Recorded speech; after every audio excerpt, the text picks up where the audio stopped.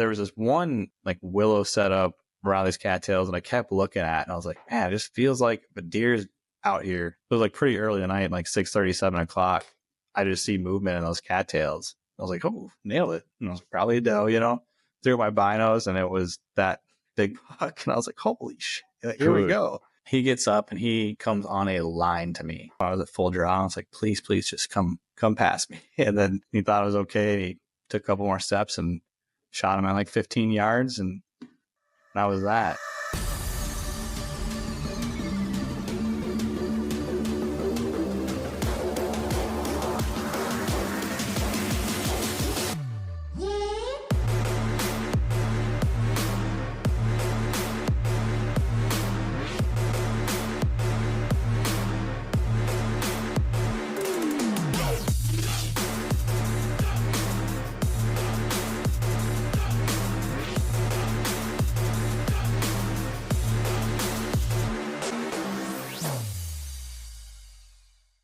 Whoa, look at that sweatshirt. There it is right off the top.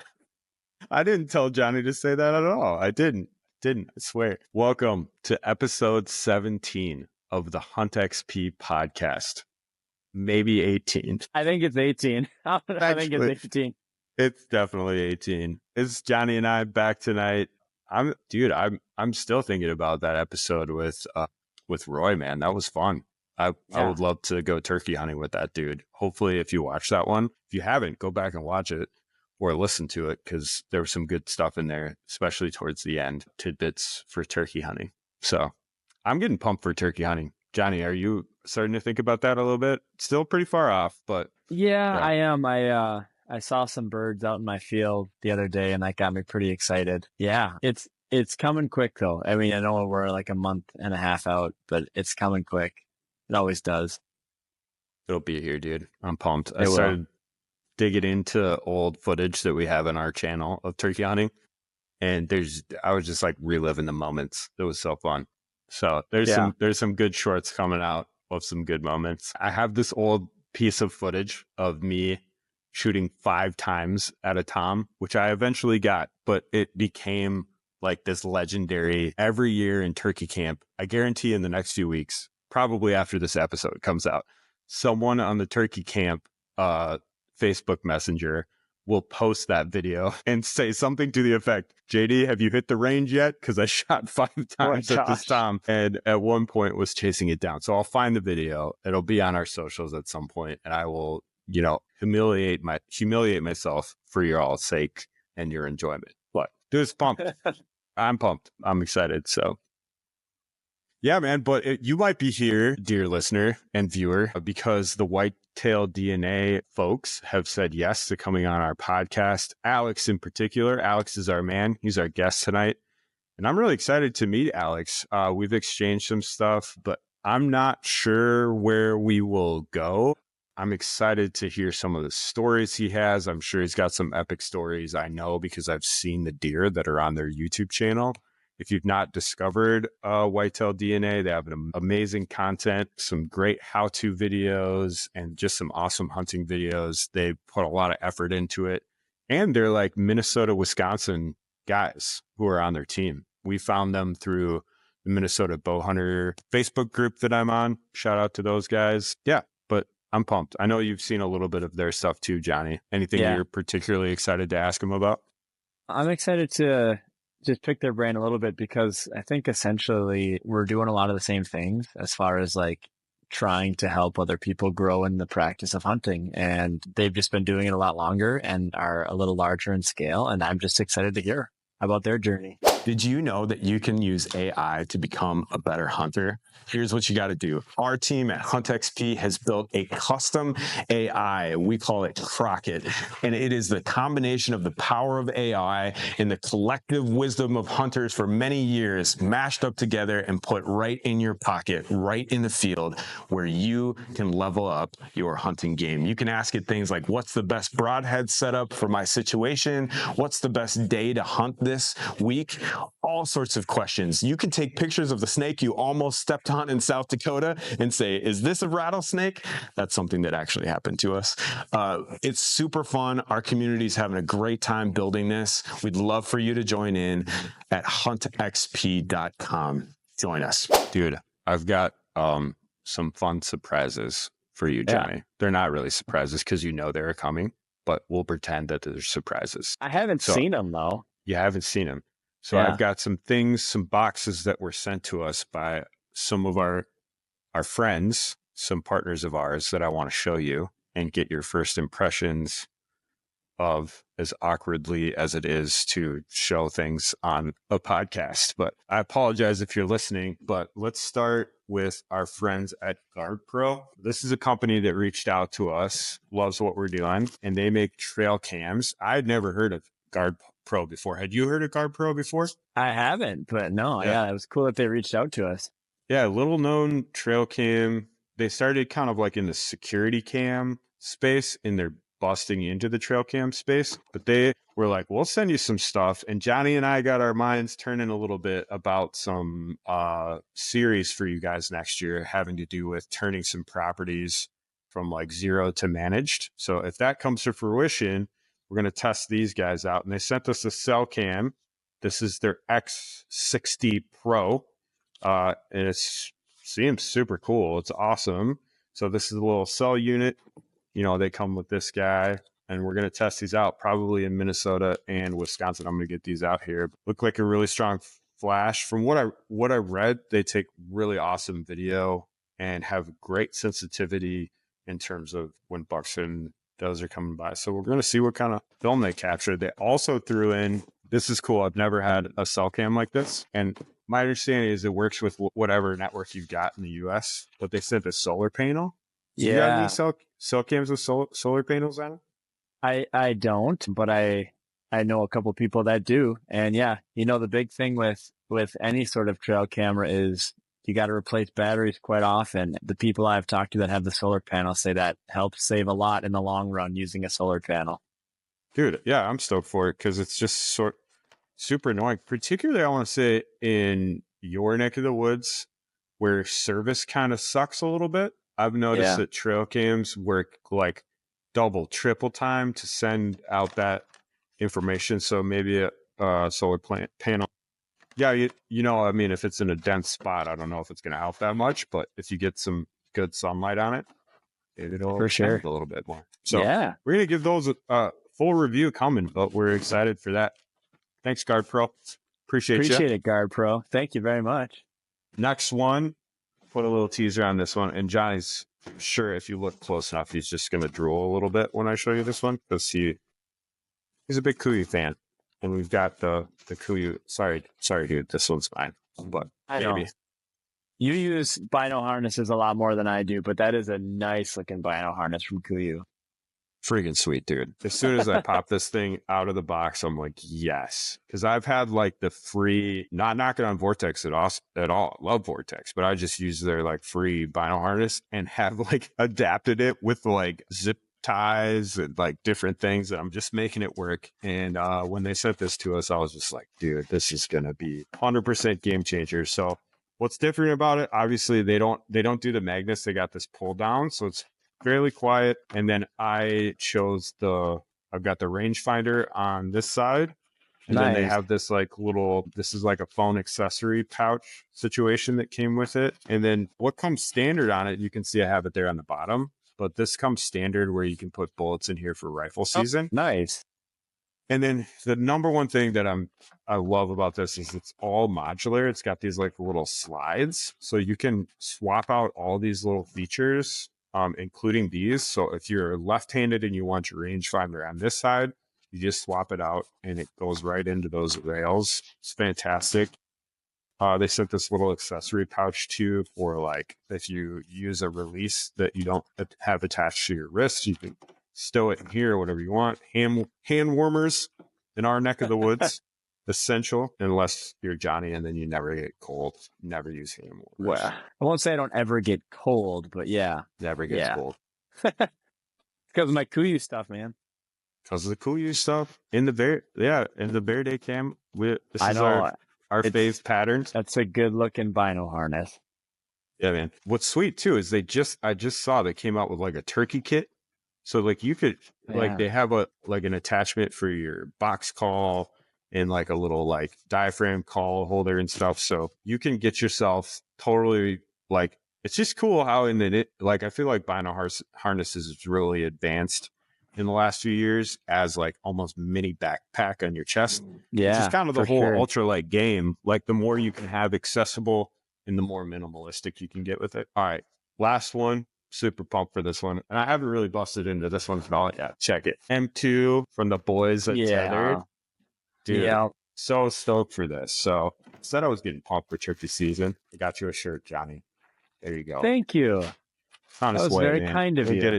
We'll get it to you. But I haven't even unboxed this yet, so I'm not going to awkwardly pull it out. But I'm so, this is like, they came out with the M2. Now they have the M2 Lite. So they sent us to try this turkey season. So we'll get a full review. We'll get a video out, but we're stoked to test this out for these guys. We're pumped. So dibs. I got dibs. It's yours, man. It's coming to you. And then I might the vinyl harness. You got the vinyl harness. I get to run the vest. Okay. All right. Deal. We'll get it to you. I'll assemble it. I'll take a look. Yeah. And then we'll share these. We'll do it. Yeah, man. We have different seasons this year in Wisconsin, so we could totally do that. You're early. We can totally I'm share these. Mid. So, hey, if you're listening to this and you're like, dude, that's sweet. Yeah, it is sweet, and we'd love to test more gear, and we might have the gear you're interested in hearing about. So drop in the comments if you're like, hey, can you do a review on whatever boot you run? Or we've done a couple of those. Or like if you got a piece of gear that you're looking at getting, and you're interested in what we have invested in or what we would recommend, we'd love to hear that from you because we'd love to add value. Man, that's what we're about. So we want to help you level up your game. If you've got a particular piece of gear that you're trying to level up in and want our take on it, let us know. That'd be sweet. So, yeah, man. I'm offended that we've gotten this far and you haven't asked me any more questions about the sweatshirt. So, okay, I apologize. JD, what's up with that sweatshirt and that sweet tiger camo? What are you planning to use that for? I am so stoked for this. I'm joking with Jonny. We were joking that he's got to mention it, but you may notice it's got this situation on it. So this is a dud, actually. This is like a test sample. We're very excited for our tiger camo line to fully come out. We already have some tiger camo stuff over at the store. But I kind of wanted to experiment. Yeah, Johnny's repping it. And now there's a tiger camo hat with just black on it. And here's the reason why. I was like, let's just try. It's crazy, but let's just try to put some camo stuff out that you would actually wear turkey hunting or whitetail hunting. And so we've made this sweatshirt for you, and we've got a Buff. It's not Buff brand, but we've got a Gator. Excuse me. There you go. Yeah. That you can use a face mask with some logo on it, and then you can get the tiger camo hat, and you will be completely kitted out from waist up for turkey season this year, which is what I'm excited to wear a little bit. But it looks sweet. Turned out great. Yeah. Other than it looks awesome. Yours won't look like this. Okay. We figured out the problems. If you want it to look like this, just comment. I'll see what I can do for you. But no, it's sweet. It feels great. It's awesome. I would size up if you're going to go for it. This is an XL. Great. Head over to our site. Check it out. It'll be live by the time this is out. Absolutely. Well, should we get to know Alex from Whitetail DNA? What do you think, Jonny? Let's bring him on. I'm excited. Let's do it. Well, Alex, you're here, man. Welcome to the Huntxp podcast. We're really glad to have you. Appreciate you guys having me on. Thanks.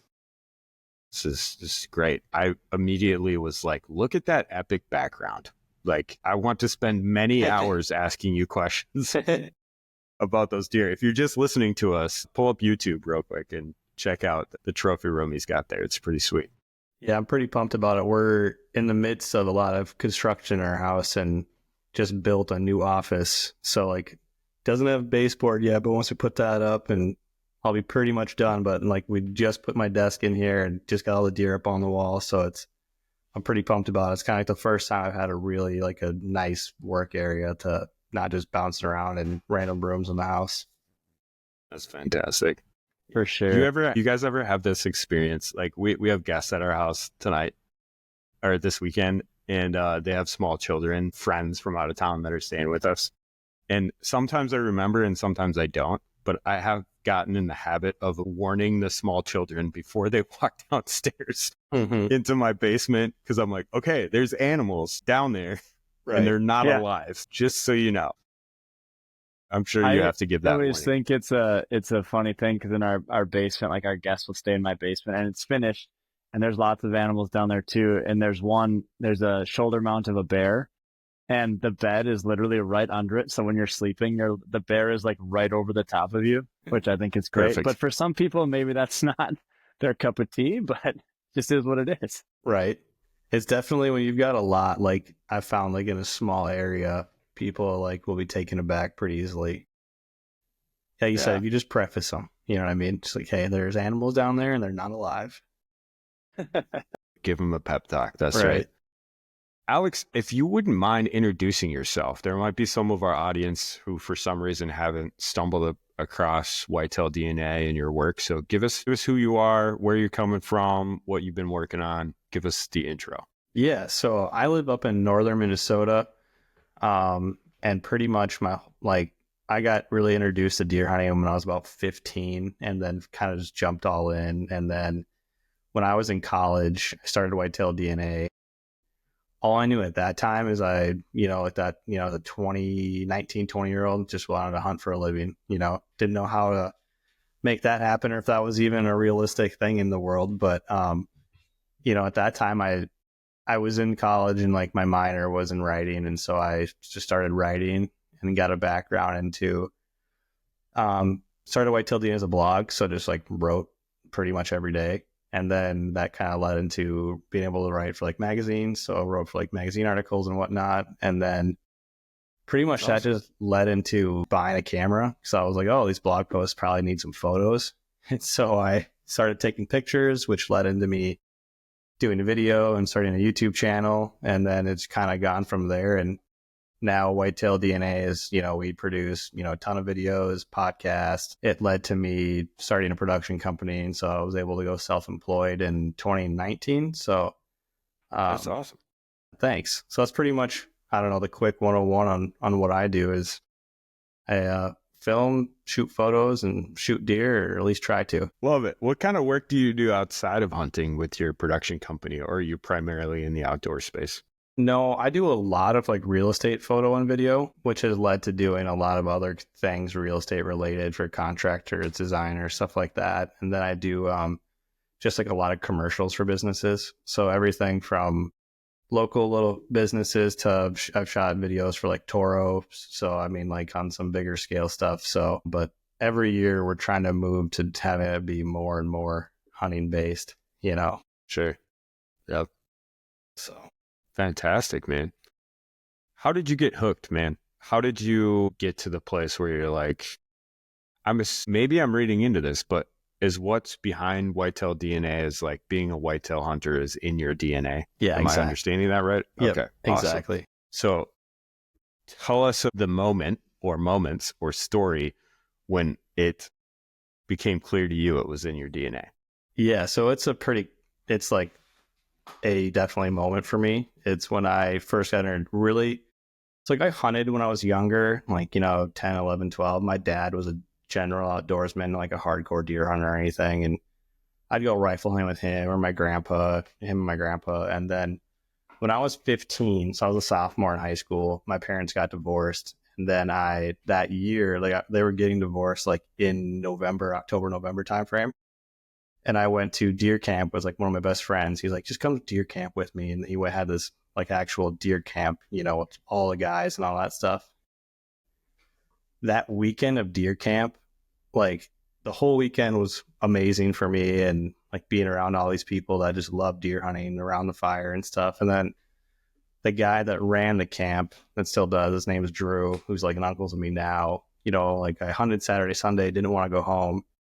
And he's like, what you got to do is you got to call your mom, you got to call your dad, tell them, this divorce is really weighing on you and you want to stay an extra day. And I was like, oh yeah, great idea. So I did that. And then that Monday, I went out for the first time in my life, like to a deer stand by myself. I had to, 4-wheel, like, a couple miles back, and had never ever done it in my life. And I remember I was just like, super nervous. Woke up, way too early, went out there and had the most unreal morning of my life, shot a 140-inch 10-pointer. And from there on, I was just absolutely like, this is the best thing in the world. That's amazing. Yeah. So I think when a couple things are resonating with me as you're saying that, like JD and I also have families that have like a rich history of deer camp. So that, like, that's how we were brought up, and what a special thing it is, how it's so much more than harvesting an animal, right? Yeah. It's a lot more than that. And I think too, my dad took me hunting since the time I was able to be bearable in the woods, I guess, with him. So from a very young age, when you find, like, it's fun to have success sitting with your dad or with a mentor or whatever.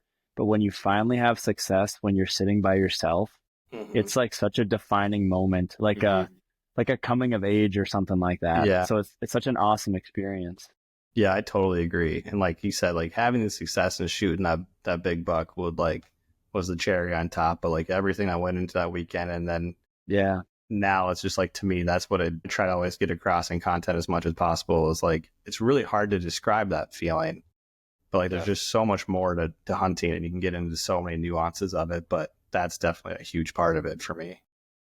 And it really is like a therapeutic thing. Like, I know for myself, there's been difficult times in my life, and it's like, all I want to do is be in my deer stand. I don't care if I see anything. I just want to be there. Right. Well, and that's why, like, a little off topic, but why I've grown to, like, I didn't get into turkey hunting until maybe like 2017, 2018. And that's why I love turkey hunting so much, is like the same thing, but like you get such a different element in the springtime, and like, it's like literally different noises, and you're out there at different times, and obviously you're chasing different animal, but like, it has nothing to do with the killing of a turkey. It's just all the whole hunting experience that it's just like, can't get enough of, I guess. Yeah, absolutely. The woods comes alive in a different way in springtime, like the morning turkey hunt or even the evening. It's pretty sweet. Yeah, just completely different. So what happened after that 140-inch? Like, take us from there. Did you then, once you got the confidence to go out by yourself, did it just start snowballing from there into, I know you have hunted in different states, different species. So tell us a little bit about where it went from there. Yeah, from there, it actually, like, I kind of went back to reality after that. Like, and that was for where I live. It was, a big woods buck, like, still to this day, like, really the only buck I've shot out in that, like, region. And it came back down to reality. And then it took me a while from, like, 16 to, I don't know, 20 to really, like, kind of, I guess, find my footing. I had more screw ups and misses and wounding deer than I care to even admit, and lots of like conversations with my dad where he's like, if you're going to take this seriously, like, you need to know what you're doing, kind of thing. Because that first buck was a rifle buck. And then I haven't shot a buck with a rifle since. So, I mean, I went into bow hunting, and literally my sophomore, junior year of high school, like, quit football so I could just hunt. And like, that was another tough conversation with my dad, like, like a 3-sport athlete. And it's like, yeah, I'm just going to go hunt instead. I mean, there was a lot of learning that went on, but when I moved out to North Dakota for college is kind of when I found this new, because like where I live, and we do all like suburban hunting, so it's in town. It's awesome hunting, but it's different. And when I was out in North Dakota, and you're hunting these wide open places and 2 miles back from a road, and that's where I just like really learned to love deer hunting, I guess, in a different way. And it kind of increased I got better at it. And from there was able to have more success, and kind of just went from there. And for me, it's been all whitetails. I mean, I have never in the fall hunted anything else other than deer, but that's cool for me, because it's fit the bill, I guess. Dialed in. Yeah.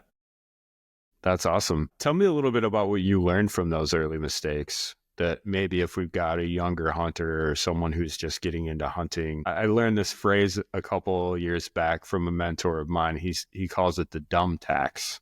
He's like, everybody, when you're learning something new, has to pay the dumb tax, but you can pay less dumb tax if you're willing to learn from mentors. That era of your life sounded like you were paying the dumb tax a little bit, which we all have to pay. Right. But part of why you do what you do, I know, and why we do what we do is we want to lessen the dumb tax for hunters out there so that they can be more efficient and more effective. And so back up a little bit and talk about some key learnings from that phase that kept you at archery hunting and whitetail hunting. Yeah, I mean, for me, I feel like it wasn't that long ago, but it was a different time where, like for me, I bought a bow and like no one that I personally knew bow hunted, like, or had bow hunted. Like my dad never bow hunted, no one. And so I just, I went and bought a diamond, whatever it was, and shot that thing as much as I could. And I think when I was especially younger, like that 16, 17, 18, I thought, because I could go in my yard and shoot a bow and arrow at a target at 70 yards and be good. So I got to that point, I was like, dang, I can do whatever I want in the deer woods, Mm-hmm. And what I struggled with was that moment of actually like, here comes a deer and you need to pull this off and really know what you're shooting at and aiming at and what that deer's body language is. And so the biggest thing that I'd say I learned is just understanding deer behavior and like the amount of I can think of this one moment. I think I would have been probably like 17. And it was like the first time I'd set out after a specific buck and say the neighborhood I lived in. And one of my teachers had seen him and like I had changed his stand location and brought it way back to this chunk. It was in November and I rattled him in. He came right to like 15 yards and he busted me pulling back, but I literally just went to draw when he was like damn near looking at me. And it's kind of like looking back, it's like, no, duh, you busted you. You know what I mean? Like, yeah. And so stuff like that. And nowadays, there's just there is so much content out there, which can be good and bad, but like just to go through and, watch stuff and think of, I always tell people like, you can watch as many of my or whoever's videos, listen to as many podcasts as you want, but if you don't have the experience, you do need to go out there. So take the pros or take stuff that you learn from content and be thinking of that when you're applying it in real life. And then hopefully that can kind of lessen that dumb tax you're talking about. Or like you kind of mentioned, having a mentor is, if you can have firsthand, learning from somebody or even have someone in a tree with you. I mean, I never had that, and that would be luxury pretty much. Right. I think of all the lessons I learned from just being in the woods with my dad and him walking, even when I wasn't hunting, when he was the one hunting, but I just remember like observing as a kid and I would have to, be doing the same things he was so we didn't get busted. And I remember one of my first hunts by myself, bow hunting. To me at that time, it was probably, in my mind, it was like a 160. It was probably like a 120 or something, but there was this big buck coming down a scrape line. And I remember my dad was a few hundred yards away in a tree. And, I was used to shooting at 15 yards because I practiced at 15 yards. And this deer came in at 5 yards and I aimed the same place I would at 15 yards. And what did I do? I punched him high in the shoulder. And I was just like, I was 14 and pulling like 40 pounds with aluminum arrows. And that arrow went in like 2 inches and just fell out. Yeah. But things you just didn't know at the time because you didn't know. Right. Well, I think too, like I had some moments that I probably made some bad shots because I just wanted to shoot like a big buck so bad. And like not to fall in that trap of like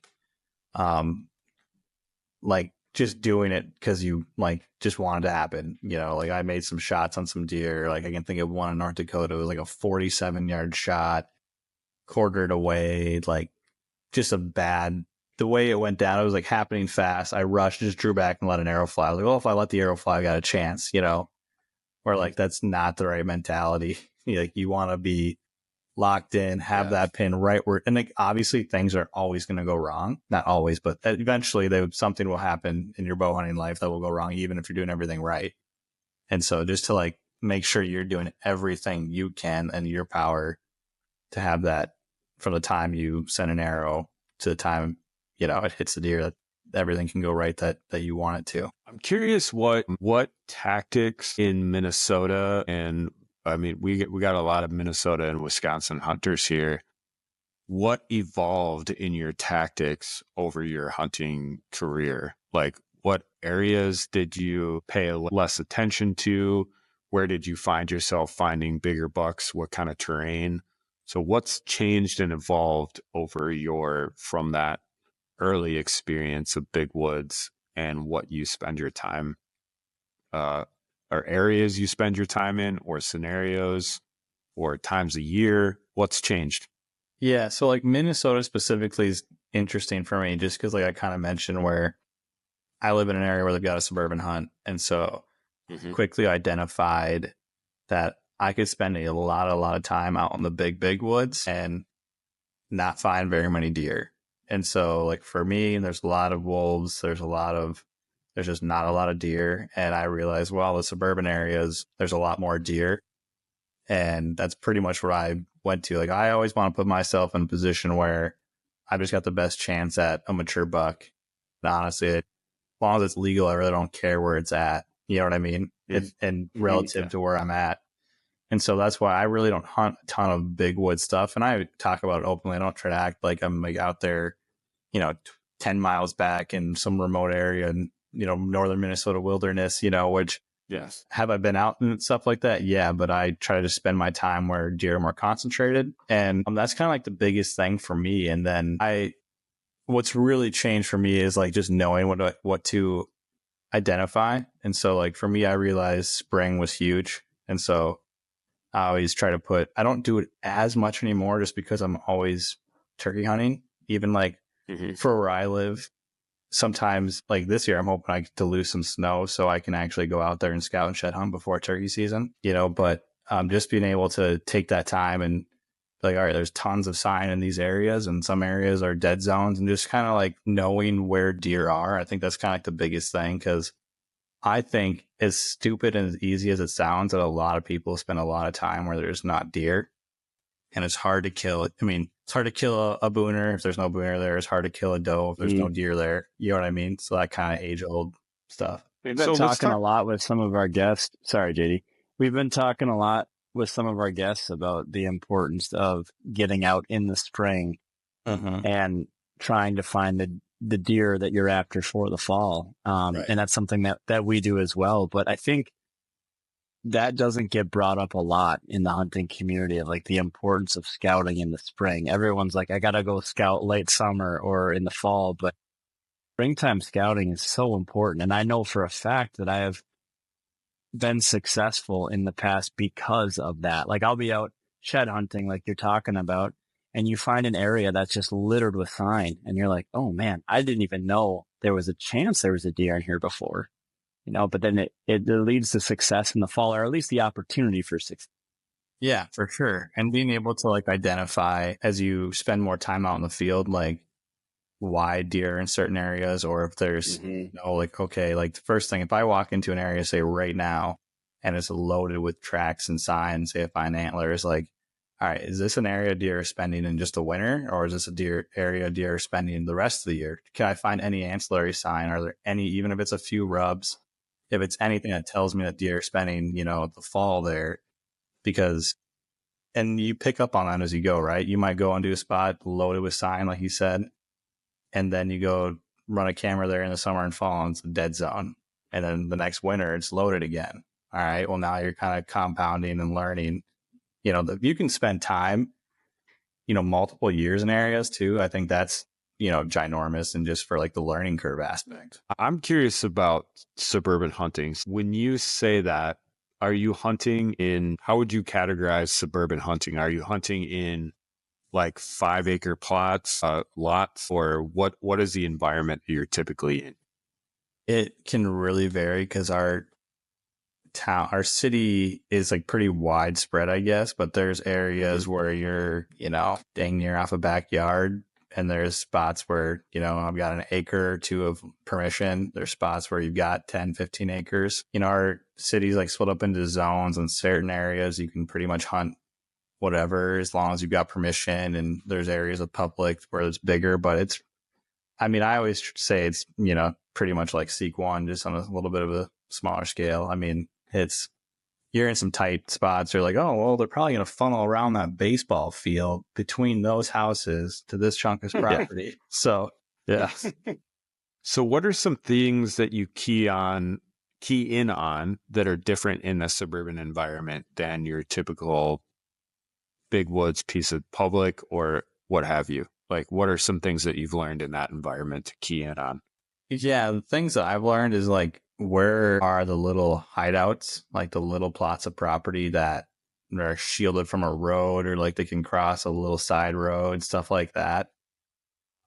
There are for sure, like, where are the neighborhoods that feed deer? Because you're not supposed to feed deer in town, but people do it all the time. And it's essentially, I think you think of those areas as like your ag fields. I mean, you're not hunting people's backyards, but you're like, oh, well, I can hunt. I have permission on this property and this property, and they're probably bedding right here, and I can cut them as they're heading towards that neighborhood. So that's for sure something different. And then just what they're funneling in and around, and like learning what they'll cross through or what they won't cross through, and where they cross roads and stuff like that. It's just the amount of things that go into it can be pretty nuts, or like what they'll put up with, as far as like dogs and human traffic and people. Sometimes now where I live, there's bike trails and mountain bike trails and hiking trails all over, and the city, because they have to deal with like there's all these setback distances, and there used to be these huge setback distances from trails. There's not as much more. It's like 100 feet off a hiking trail. Like I filmed one of our team members in 2021 killed this great big buck, and we literally had people walk by this hiking trail, and 2 minutes later, the buck came across the trail where these people just were. So, I mean, stuff like that, Well, that's what I was going to ask you. Like, my gut would say, or people might say, like, the things you got to worry about, like scent and that stuff, like, is that just not a factor anymore in a suburban setting, or like you just handle it differently? Or handle it differently. It's pretty crazy, honestly, like, especially when it comes to some of the big bucks, is like the difference. I've walked up on deer if I'm on a hiking trail and like seen a buck bedded. I could walk right up on them. That same buck, if I'm up in a tree 100 yards off a hiking trail and he sees me in a tree, can be gone. So it's like, I definitely don't play like wind and everything like I would out in North Dakota.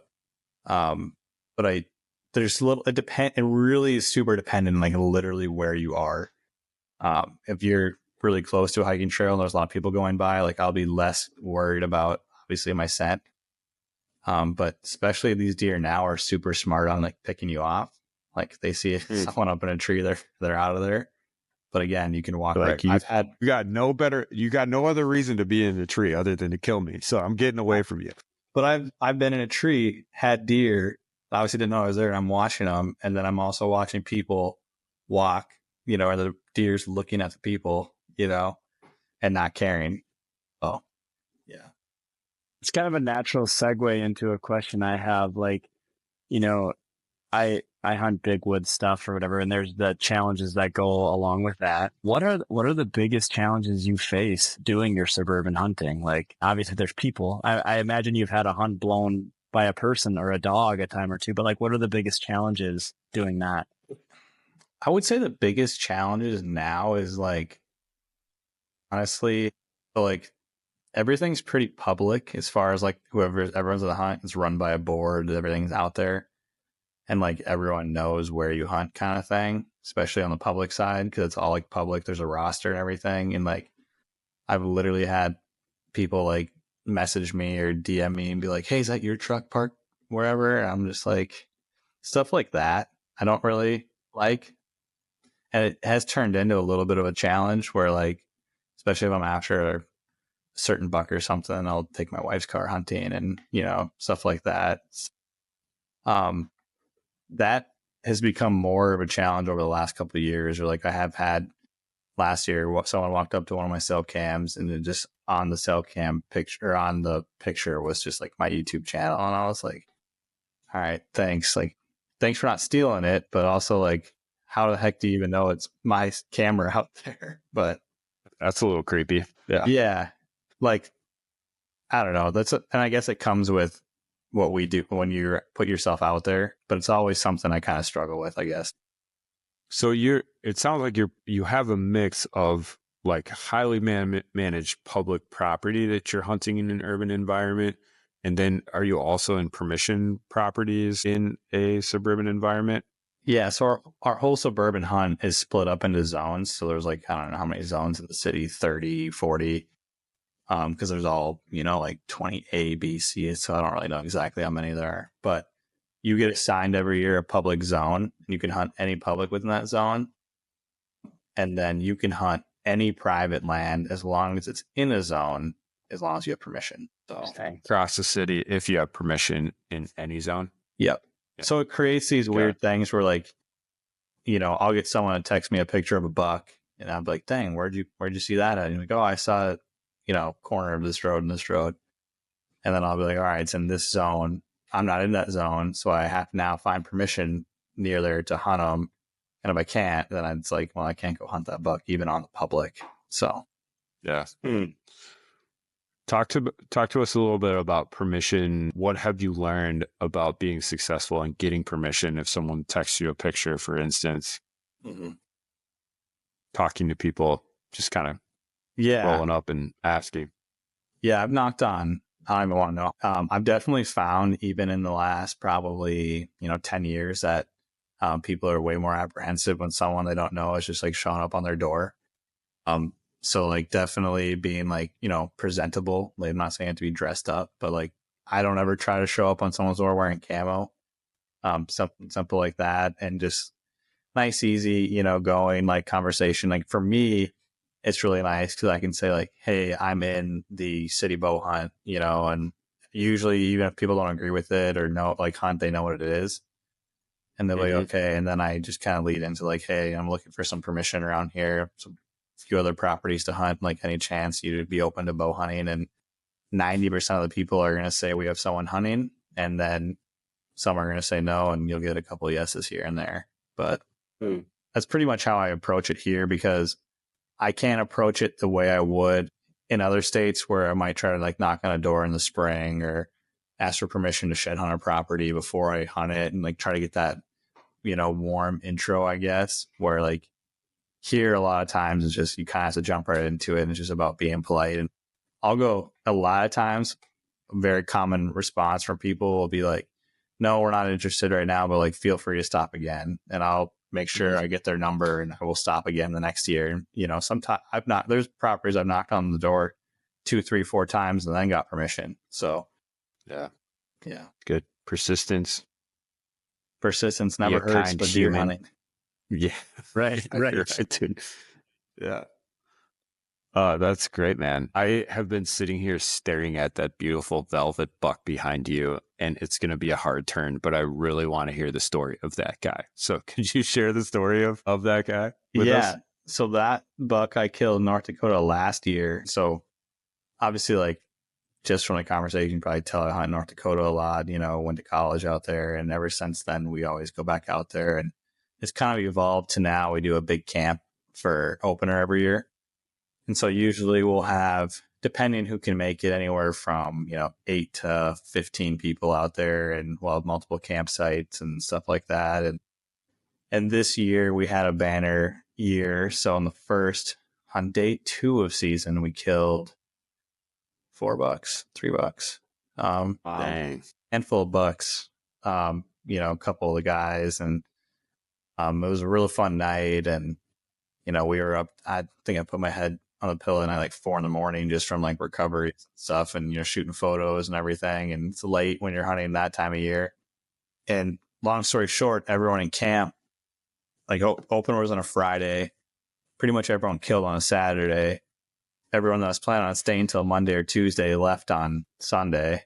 And so then like it was me and a couple other guys out there. And I was like, pretty much everyone had left. And then we got really lucky a few years ago getting in with this landowner who owns / farms 50,000 acres, got property just scattered everywhere. I mean, it's bizarre. Most of it's just out there is just crops, but some properties are decent for hunting. He had asked our team member Garrett, because Garrett's kind of like the one who texts him and everything. He's like, hey, have you guys tried this property?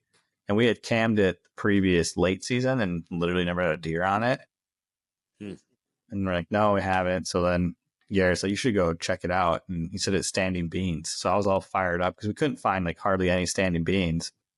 I was like, all right, I'm going to go to the spot. We called it the bins. I'm going to go to the bins and get a camera up. And I could have been out there till Thursday or Friday. So I had like a week pretty much, 5-6 days. And I get out there and it's all standing corn. And I'm like, okay, so the guy has so much property, can't remember what's beans and corns. And then I was like, okay, I don't think I'm not gonna cam it. And I would talk to my other buddy Sam, and we came to the conclusion I was already out there, just run out there. And at that point, we were hunting around so much standing corn, and after the course of like a week, I'd walked through so much standing corn, and I just was getting sick of it pretty much. And I was like, all right, I'll go back there. And I went back there, and it's pretty much this finger of trees in between all the standing corn, and then to the north was like all the CRP and like little cattail willows and stuff like that. So when I got back there, I was like, all right, this actually doesn't look too bad. I found a tree, and there was actually a big scrape there. And in North Dakota, you can bait. And so I threw up a camera, threw down some bait, and I was like, all right, come back. I'll wait to see what the camera tells me, and I'll come back in a couple of days. Well, then when I was looking at it, and the way the wind direction was, because that day it was a south wind, it was like 85 degrees. And so the wind was coming from where all the cattail willows and everything, where I was like, well, there's deer bedded here. They're probably bedded there. The next couple of days was actually supposed to be a north wind. So I was like, I think today's the only day I could hunt it. And we went out there at noon, and it kind of already been out there a bunch. And so I was like, oh, let's just give it a shot. So I went back there, blind, had no clue what was there. Got set up saddle on a tree and could see over this huge cattail swale. And that's pretty much, or CRP, cattails, willows, pretty much all I could see. There was this one like willow set up around these cattails, and I kept looking at it, and I was like, man, it just feels like if a deer's out here, they're going to come up out of there. And at that time of year, I think legal shooting went till 8:30. I don't know. It's pretty late. It was pretty early at night, 6:30, 7 o'clock. I just see movement in those cattails. I was like, oh, nailed it. And it was probably a doe, through my binos, and it was that big buck. And I was like, holy shit, here we go. Yeah. It's funny because, so I had mentioned when I came in there was this big scrape, and I was pretty much right by the scrape. He gets up and he comes on a line to me. And he gets up pretty much, there's this little fence corner, and he hops it and he starts sniffing my camera and looking at the corn. And I was like, if this camera and corn actually screw me, because he you could tell when he saw it, he got kind of alert. Because I think I was hypothesizing anyway that he was coming right to the scrape. And I just happened to run into this camera and corn. He's like, oh, all right. And I thought it was going to screw me because my camera was on a stick and pick because there was no trees or anything. So it was pretty low to the ground. And he was kind of just checking it out, looking. And at that point, I was at full draw. I was like, please, just come past me. And then he thought it was okay. And he took a couple more steps and shot him at 15 yards. And that was that. Yeah, it was pretty cool. We should. That's awesome. JD, we should link the video in this because I've watched that episode and it is funny, almost because you have video of him on your trail camera in that video, correct? Yep. And it's hilarious. He's sniffing it and everything. And then he all of a sudden just turns and takes a couple steps towards the bait and you just smoke him. But I think my favorite part, because I've watched this video twice. I watched it. I've been a subscriber to your channel for a while, but I watched it right when it came out. And then I watched it just last week because I was with my boys are super into hunting. They're 9 and 7. I was like, hey, we're going to have this guy on the pod. I said, let's watch this video because it's really cool. So we were watching it. And when he turns away, you get a view of the deer's backside and his undercarriage. And my son thinks that is hilarious. Yeah. He starts laughing. Because, That's funny. he's a little boy. And of course, Yeah. it's funny. So Right. you see everything. And he's like, look at that. Yeah, that was a Look pretty, at the nuts on that thing. right? Pretty much. Yeah, pretty much. That's a pretty wild trail cam video. I was like, and so like we're on, our whole team's on like, the reveal account. And so I'm like Yes. in the tree getting inundated with calls and texts before I even say like big buck down, because they had already requested the video. And I was like, Yeah. Wow, that's wild. Yeah. My dad's on my, I shared it, or I have my account, but I let my dad and my cousin look at it too. I shot a really nice buck this year with my bow, and same thing. I'm like in the tree and they're getting the same pictures that I am. And I shoot this buck, and my dad, before I can even like calm myself, collect myself after I shoot it, I get a call and he's like, did you get him? I see he's not on camera anymore. I'm like, I did, but holy cow. Yeah. No, it's wild. Like Give me a moment. right? Give me a Yes. They had sent me in our group text the trail camera video of him being shot before I even like realized, like, I was like, oh, he had to be on camera, right? And then I'm looking, it's like, oh shoot, that's pretty cool. Yeah, it's awesome. Yeah, so that was really cool for me, because like at that time going into that hunt was when I had just kind of like maybe a month before I found out that my wife was pregnant and knew we were gonna have a kid like in the springtime. And so I kind of knew that was like that last fall of, not that my last hunting, but just like, you guys both have kids, where it's like, this is my last trip of just different, you know what I mean? And then going into this year. And so it was really cool for that to just like the way it all worked out was really, really fun. That's awesome. Yeah. What do you got planned for us subscribers, man? What are you looking forward to in this next year? Obviously, kid, number one thing you're looking forward to. But as far as hunt goes, like, is there things you're planning for this next year? I mean, probably some stuff's under wraps, but what can we look forward to from you and the Whitetail DNA crew? Yeah, for us going forward, it's just going to be a lot. We've really this year tried to up the amount of content we've been doing. So we've gone to like 2 videos a week, which has been really hard to do, but it's been a lot of fun. And as far as hunting's concerned, it's a lot of the same. Turkeys this spring. I think we might do a bow fishing trip this summer down to Nebraska, where my cousin's at. And then next fall, there's going to be one thing that's going to become a little bit more of a priority for us is Wisconsin. Nice. And so we've got some leads on some stuff, but we're going to kind of go a couple hours away. I think my wife's sister actually, they live on Montana, but they're moving back to Wisconsin. So I'm kind of waiting to see where they buy a house, because that's going to be kind of like base camp. Mm-hmm. And if that happens, it's going to be a lot more Wisconsin, just trying to like have more stuff in the, to go after pretty much. Well, if you end up in the Northwoods, now you know some guys. Right. Exactly. Hit us up. That's great, man. Well, so appreciate you giving your time, man. And if you're watching this and haven't watched Alex stuff and the Whitetail DNA guys stuff, it's awesome. They'll keep you engaged. They're great at creatively capturing hunts. It's awesome. Thank you for all the work that you put into it. Thank you for not only the videos you produce, the writing you put out. Appreciate it, man. Yeah. Thanks for grinding. Sure. Yeah. Thanks, guys. Really appreciate that. Kind words. Thanks for having me on.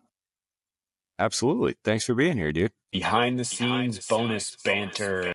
What is that? I was just laying on the floor in my basement. So we did this What thing is with that? Rachel's. I'll tell you. It's a finger glove light. We did this thing with Rachel's family for Christmas where there's this Amazon warehouse in Sheboygan, and you can buy an Amazon box for like $40. And there could be like thousands of dollars worth of stuff in it. That's good. Or there could be like little cheap crap like this. But it was just laying on the floor. Amazon gabbling. Yeah, because Jude and Wes love it because it's like a sweet little finger flashlight. So, and it was just laying next to me, and I was bored, so I grabbed it.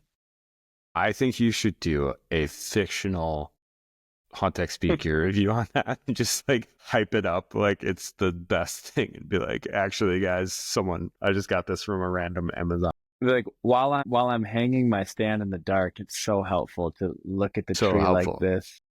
Because the best part about it is that it takes away a hand. But you actually you have to do everything one-handed, which eventually makes you more. It increases your dexterity. Yeah. Alex, There's what's up, Alex. dude? Hey, Alex, sorry about that, man. massive buck and velvet, Dude. which I've seen the video for. I just put him up actually like 2 minutes ago. Good No timing. way. Just for us? That's Yeah, well, wow. my Thank buddy's you, dude. dad was out in North Dakota and was able to get him for me, and I figured I might as well get him up. So yeah, it was pretty sweet. That's awesome. That's cool. You got that one in North Dakota? Yeah, this one right here. Yep. Yeah, this past year just worked out timing wise because I didn't know if I was gonna be able to get out there and get him till like next season. So worked out really well. That's great. Yeah. Well, it's great to meet you. This is sweet, dude. Thank you for your time. Yeah. Hey there, thanks for watching this video. I'm JD, founder and crew member of the Huntxp team. We're so grateful that you took time to watch this video, and hopefully it's helping you level up your hunting game. That's what we in our community is all about, and we want to invite you into this growing community of hunters that's all about leveling up each other's hunting game. So the first thing you can do is like and subscribe, but even more than that, we got some fun things going on over at our website, huntxp.com. We'd love for you to join our community there and stay connected with what we're doing, what we're working on, and we'd love to hear about what you're after. So thank you for watching this video. We'll see you next time.